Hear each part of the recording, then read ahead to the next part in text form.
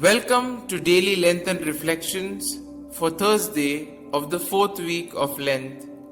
Today we shall reflect on the theme, the power of faith and prayer. Faith teaches us all the language of truth. It is faith which enables human beings to respond to what is revealed to them through the scriptures. It is in faith that human beings are called to be in communion with the divine through prayers. In prayers, human beings surrender themselves to God, and He in return illuminates their hearts and enlightens their minds and opens their eyes to touch and perceive the ways of God. In the first reading, we come across the people of Israel who did not have faith in God, who brought them out of the land of Egypt. Due to the lack of faith, they did not perceive the ways, will, and time of God in the absence of Moses. They grew impatient and broke the commandments of God when Moses had delayed to come down from the mountain. Angered by their misdeed, God wanted to punish them. However, heeding the imploration of Moses, God changed his mind. The Gospel speaks of the refusal of the Jews to see God's work in their life.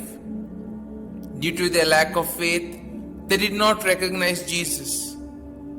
Today, both the readings invite us to have faith in the Word of God. We all know that sin is present within us, in our families, communities, societies, etc. Many people do not like to talk about sin because they would consider the word and concept as being too judgmental. Our word sin is translated from the Greek amartia, meaning to miss the mark or to veer off course. The word amartia is used to describe an arrow missing the mark on a target. When we sin, we miss the mark of doing what is right, just, proper, and morally decent. We veer off course and become disconnected in a loving relationship with God and others.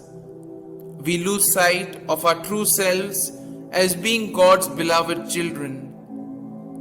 Sin creates within us a depraved, selfish heart which refuses to care for God and others. These remaining days of Lent provide us with an opportunity to redirect our lives, aiming to live wisely and rightly as God's beloved sons and daughters. With God's grace, we can turn away from sin, freeing ourselves from the selfishness in which we have entangled.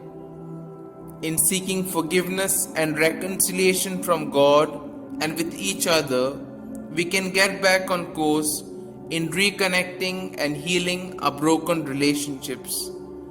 By addressing the sin that exists in our own lives and in our communities, we begin the process of removing the corruption that exists in our midst.